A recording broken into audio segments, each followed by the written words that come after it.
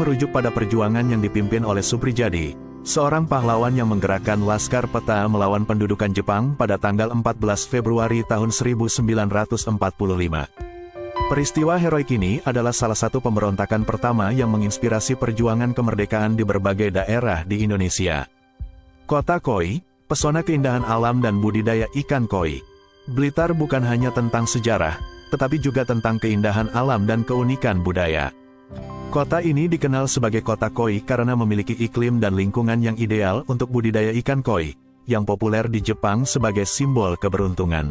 Blitar telah menjadi salah satu pusat budidaya koi di Indonesia, menarik minat pecinta koi dari dalam dan luar negeri.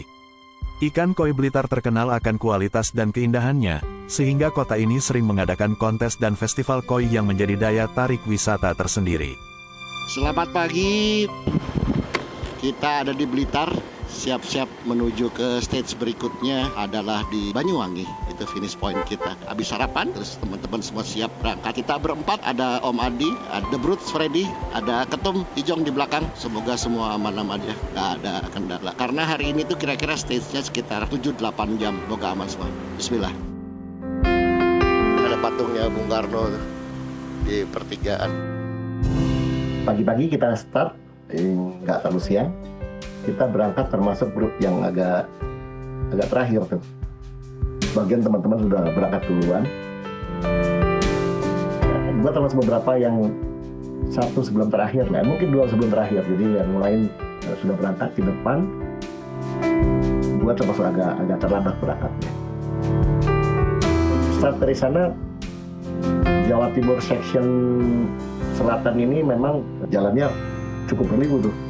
Keren, jalannya berliku sampai kita masuk daerah yang cukup berliku, ada jembatan baru, kita sempat foto di sana juga. Dan namanya apa tuh, gue cari ntar, gue lupa namanya.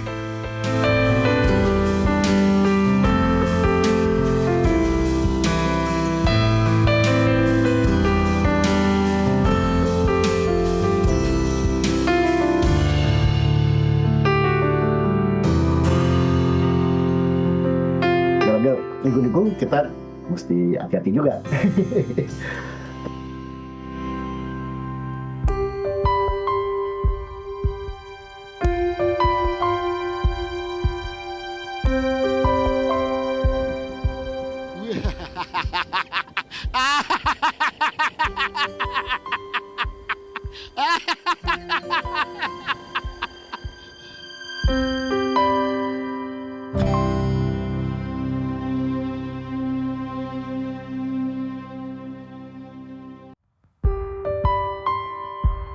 Menggoda sekali jalannya, kecil, jadi gue ketemu di tengah jalan sama rombongannya Adina Jordan sama Devi dari Sumo. Jadi mereka bawa rombongan juga, ada Om Kenang segala macam, rame-rame lah kita. Jadi gue leading the group lah.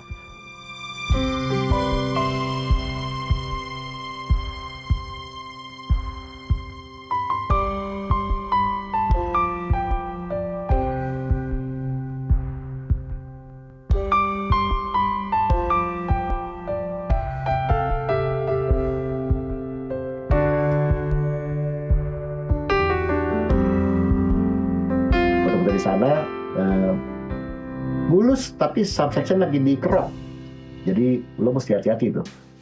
Nah, Om Adi kepleset di sini sebentar, nanti gue cari gambar nih ya.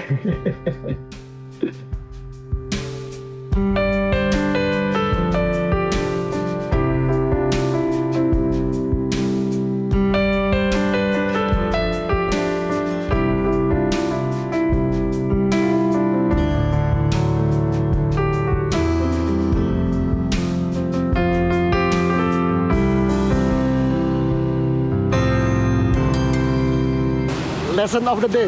Oh ya, leset dikit. Nah, ini kalau nggak pakai full face, udah rahang saya ini yang kena ini. Oke. Jadi masih mau pakai half face? Ada.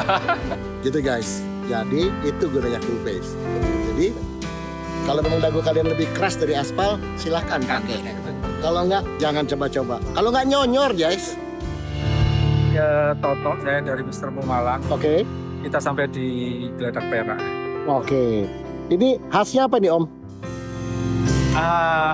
Daerah Lumajang. Lumajang ya? Ini jalur kawah atau piye Om? Jalur kawah. Oh jalur kawah ya? putus. Oh dulu ya. Ya. Oh berarti gue sering berhenti di sini berarti. Oh oke, sekarang udah jadi begini ya. Oh saya cakep bener tuh guys, lihat guys. Jalur kawah ini. Oh nggak bercanda ini. Thank you Pak De. Siap. Dibangun pada masa kolonial Belanda, jembatan ini berfungsi sebagai penghubung utama antara Lumajang dan Malang. Dibangun dengan konstruksi kuat dan arsitektur khas kolonial, Geladak Perak Lama menjadi bukti keunggulan teknik bangunan pada masa itu. Meski kini sudah tidak digunakan untuk lalu lintas kendaraan, sejak tahun 2005, Geladak Perak Lama mulai difungsikan sebagai objek wisata berkat arsitektur uniknya dan lokasinya yang berada di tengah keindahan alam. Dengan perkembangan kebutuhan lalu lintas, Geladak Perak baru dibangun pada tahun 1998 sebagai jembatan modern yang menggantikan Geladak Perak Lama. Jembatan baru ini dirancang untuk menahan beban kendaraan yang lebih besar dan memenuhi standar lalu lintas modern. Geladak Perak baru menjadi jalur utama kendaraan hingga akhirnya kedua jembatan ini terkena dampak letusan Gunung Semeru pada tanggal 4 Desember tahun 2021. Lahar dingin yang menerjang jembatan menyebabkan kerusakan parah pada kedua struktur, menjadikannya tak lagi bisa digunakan. Terletak di tengah kawasan pegunungan dengan aliran sungai dan vegetasi hijau, jembatan Geladak Perak menyajikan pemandangan alam yang memikat. Wisatawan yang datang sebelum kerusakan sempat menikmati suasana tenang dan udara sejuk khas pegunungan. Di sepanjang jembatan, pengunjung dapat menikmati pemandangan tebing dan aliran sungai yang memberikan nuansa damai, serta mengabadikan keindahan alam di antara konstruksi jembatan yang kokoh. Tempat wisata dan kenangan bersejarah. Jembatan Geladak Perak bukan sekadar infrastruktur, tetapi juga bagian dari sejarah dan kenangan yang dihargai oleh masyarakat setempat. Tempat ini menjadi destinasi wisata yang menarik bagi mereka yang ingin menikmati pemandangan serta mengenang masa-masa perjuangan di zaman kolonial. Sebelum mengalami kerusakan, Geladak Perak menjadi tempat yang disukai para wisatawan untuk merasakan nuansa sejarah di tengah alam pegunungan. Jadi ini lahar nih. Jadi orang kalau dia lagi kalau lagi gempa bumi gitu, ini arus laharnya di sini. Gunung Semeru, puncak Jawa yang memikat. Mahameru, puncak tertinggi di Pulau Jawa, 3.676 mdpl, adalah simbol keindahan dan ketangguhan. Terletak di perbatasan Malang dan Lumajang, Gunung Semeru tidak hanya menjadi surga pendaki, tetapi juga menyimpan jejak sejarah panjang sebagai salah satu gunung berapi aktif di Indonesia. Sejak tahun 1818, letusan demi letusan telah membentuk Semeru menjadi bagian dari cincin api Pasifik. Terakhir, letusan Desember tahun 2021 menunjukkan kekuatan alamnya yang tak tergoyahkan. Gunung ini diselimuti mitos dan dipercaya sebagai tempat bersemayamnya para dewa dalam tradisi Hindu-Buddha kuno. Hingga kini, Semeru menjadi saksi ritual penghormatan terhadap alam. Gunung Semeru adalah lebih dari sekadar tempat wisata. Ia adalah perjalanan menuju harmoni dengan alam. Sejarah dan keindahan Pantai Pancer Puger, Jawa Timur. Perjalanan dengan sepeda motor melintasi pesisir selatan Jawa Timur menuju destinasi yang kaya akan sejarah dan keindahan alami, Pantai Pancer Puger di Jember. Melalui perjalanan ini, kami menyaksikan pesona Pantai Puger dari sudut pandang yang belum pernah kami lihat sebelumnya.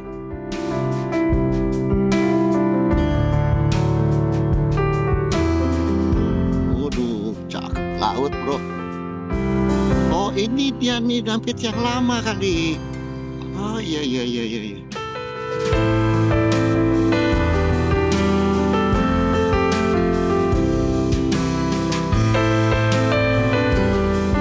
Kami menempuh jalur lintas selatan, menyusuri garis pantai yang dramatis, memotret kehidupan warga, dan menikmati panorama alam yang masih alami. Sepanjang perjalanan ini akan memperkenalkan Anda pada ikon Pantai Puger, Menara Suar Bukit Watangan, yang menjadi penanda kuat dari kejauhan.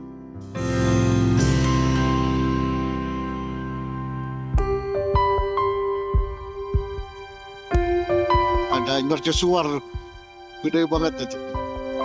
Cakep mercusuarnya. Itu pasti di pantai timur tuh. Ini ada satu gunung lagi itu. Jalannya lurus terus ya nih.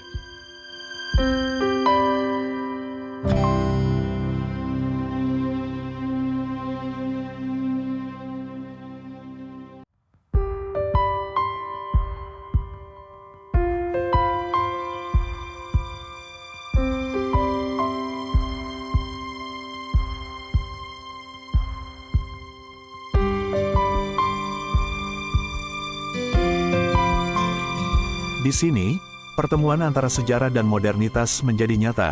Mercusuar baru berdiri kokoh menggantikan yang lama, dengan pesona masa lalu yang terus hidup. Perjalanan ini juga mengungkap keunikan cagar alam Watangan yang memendam sejarah sejak zaman kolonial. Keindahan flora dan fauna yang langka, termasuk penemuan Rafflesia zolingriana yang ikonik. Terus masuk tiba-tiba ketemu jalan lurus banget. Sampai ada ketemu mercusuar. Itu kita berhenti di situ, disambut sama teman-teman Jombang ya. Iya Jombang, keren lah Dinda. Keren. Terima kasih.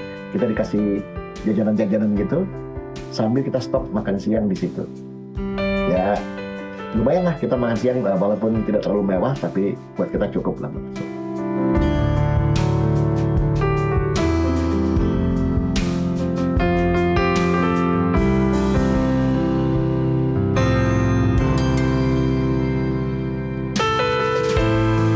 Di jalur apa tuh? Pantai Cemoro Sewu ada mercusuar keren banget. Terus belakangnya dong, ujungnya, di pinggir situ laut bro, makanya ada mercusuar. Perjalanan kami membawa Anda lebih dekat pada kegiatan sehari-hari para nelayan di tempat pelelangan ikan, TPI, Puger yang ramai pada pagi hari, serta lanskap sore yang dihiasi ratusan perahu berjejer di hilir Sungai Bedagung, menghadirkan nuansa yang begitu eksotis. Matahari yang hampir tenggelam di pantai ini menjadi simbol akan keindahan yang tak lekang oleh waktu. Perjalanan ini mengabadikan setiap siluet, setiap desir angin, dan setiap percikan ombak, mengajak Anda untuk merasakan pengalaman yang akan terkenang sepanjang waktu. Sejarah dan keindahan Pantai Pancer Puger, Jawa Timur, sebuah petualangan yang bukan hanya menceritakan keindahan, tetapi juga sejarah dan kehangatan penduduk setempat. Saksikan perjalanan ini dan temukan keajaiban di setiap sudut Pantai Puger. Gue juga ngambil beberapa gambar-gambar itu bagus, karena dari sana tuh ada tempat yang sebetulnya mesti kita lewatin, itu adalah jadi muter dia. Jadi, tapi gue ngambil section itu karena sudah terlalu malam. Jadi udah kelewat sore, akhirnya kita decide ambil jalur normal aja, masuk ke alas juga, itu ada hutan juga. Ya gue sempat main sebentar di sana. Kemudian kita tiba di tempat finish di Banyuwangi.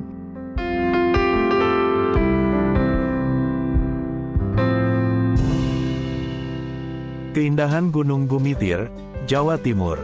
Gunung Gumitir adalah jalur penghubung bersejarah yang memisahkan Kabupaten Jember dan Banyuwangi, Jawa Timur.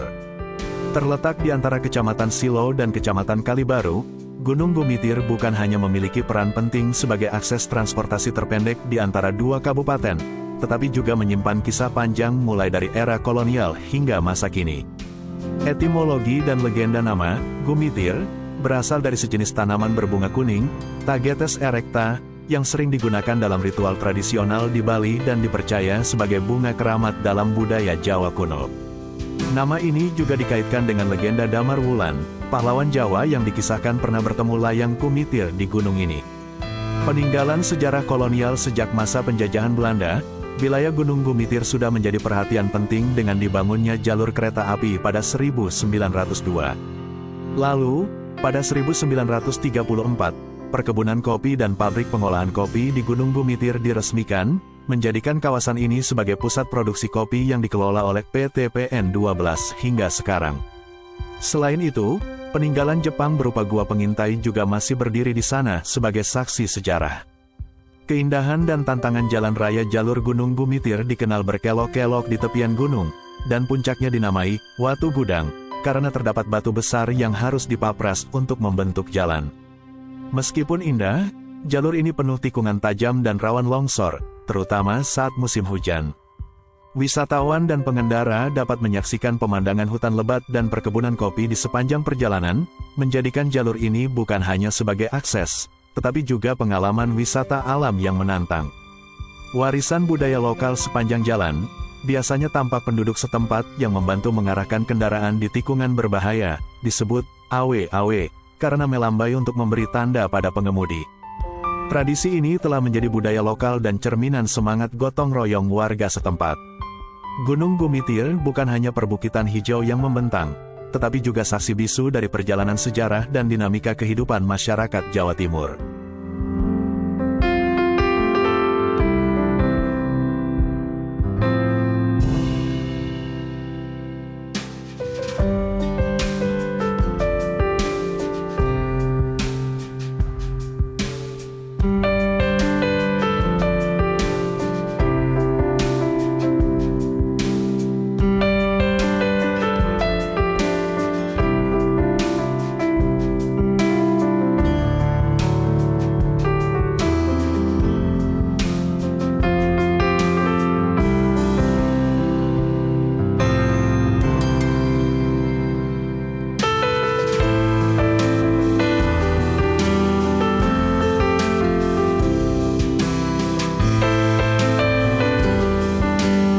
Maghrib, gunungnya masih kelihatan, cakep banget tuh.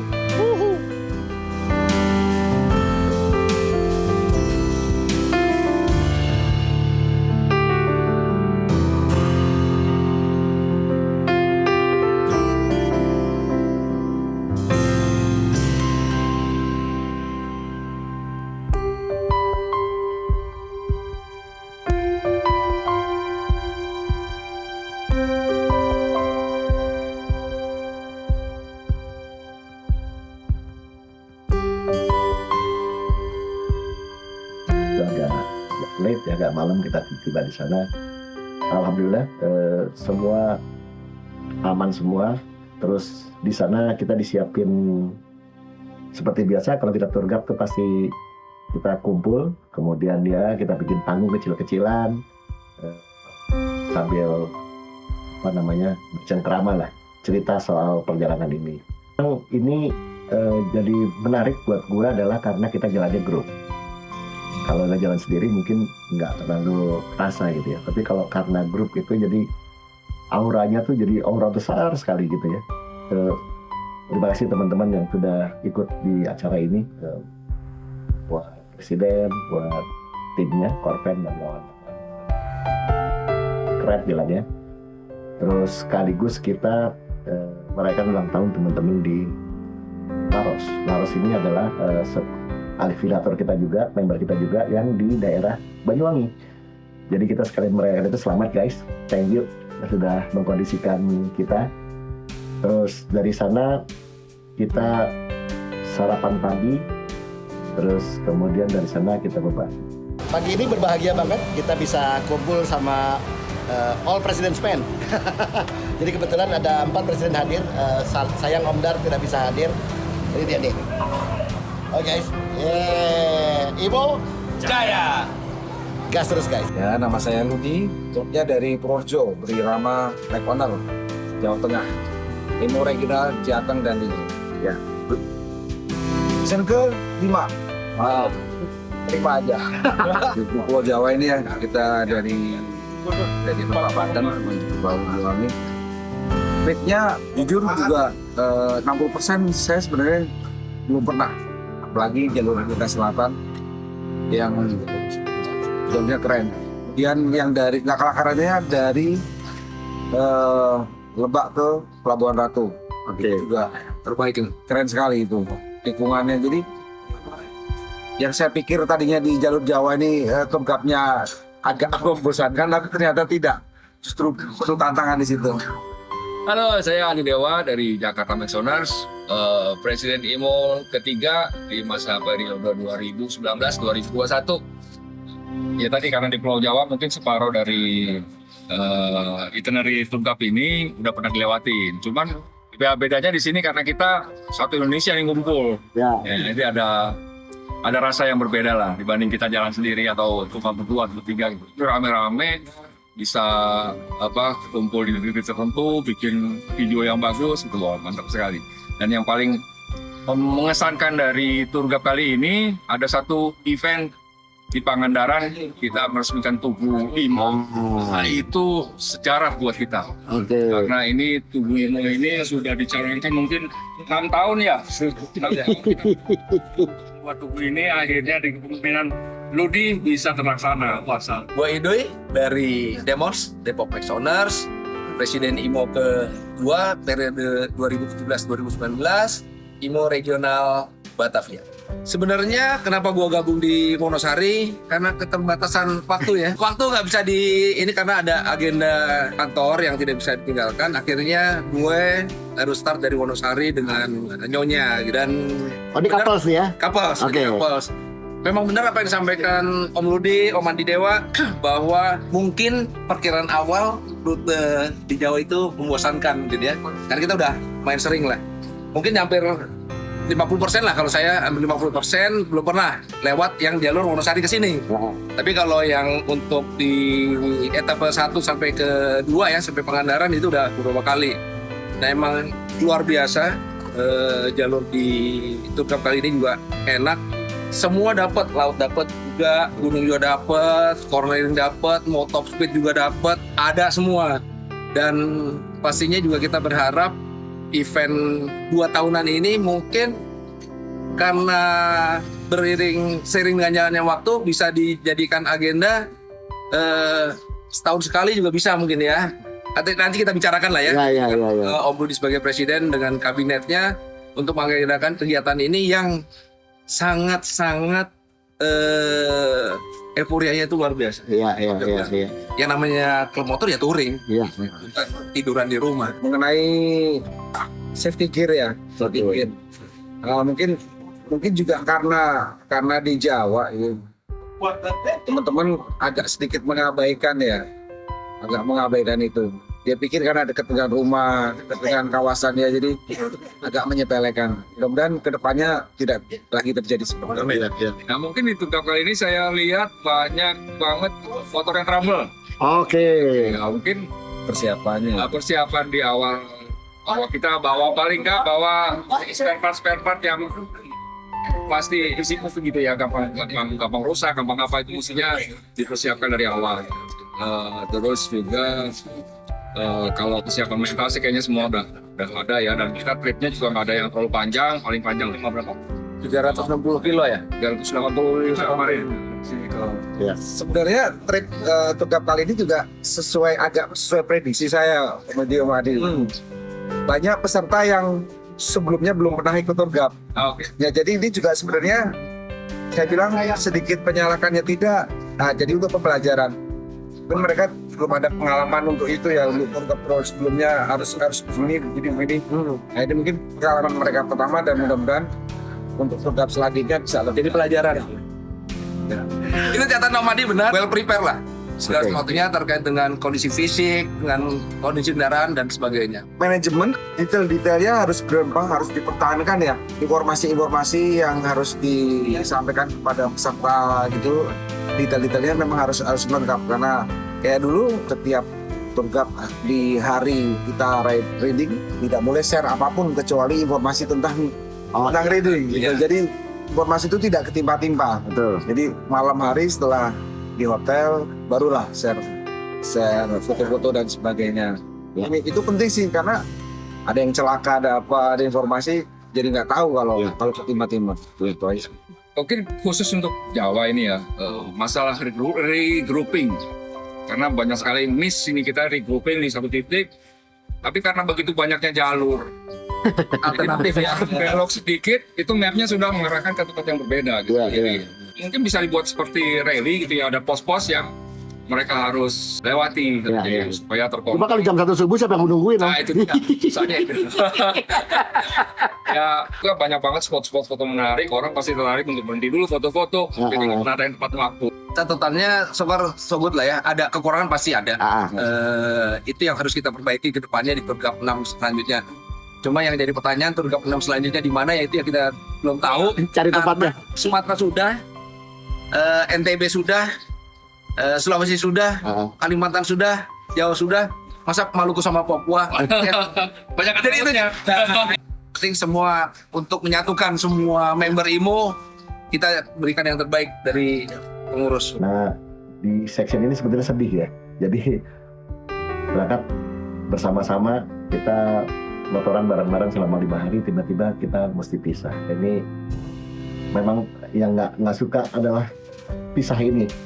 Karena kita sudah berhari-hari sempat ngobrol-ngobrol juga, bercengkrama, tiba-tiba kenal satu sama lain, ada teman-teman baru juga, terus berpisah. Jadi ya ada pertemuan, ada perpisahan. Jadi ini hal yang biasa. Jadi kita pagi itu, besok paginya kita pisah semua, kembali ke kota masing-masing. Ada yang main ke Bali, ada yang kembali ke Sumatera, ada yang ke Kalimantan, ke Sulawesi. Overall buat gua ini trip yang menarik dalam artian karena tidak dari kita semua yang pernah mencobain trip ini, dan ini buat gua berkesan sekali. Selain ketemu sama kalian Indonesia Maxowners, dan tentu saja lintasan yang kita lewatin itu memang luar biasa. Dia punya waktu, punya rezeki, insya Allah cobain jalur ini. Ini jalurnya keren. Imo Jaya. Itu dulu dari gue. Terima kasih sudah menonton. Jangan lupa like dan subscribe. Kalau yang pesan gue, utama selamat dalam berkendara. Yang kedua, hormati pengendara lain. Yang ketiga, kalau naik motor, tetap di bawah. Oke guys, sampai ketemu lagi. Assalamualaikum warahmatullahi wabarakatuh. Keep rock and roll guys.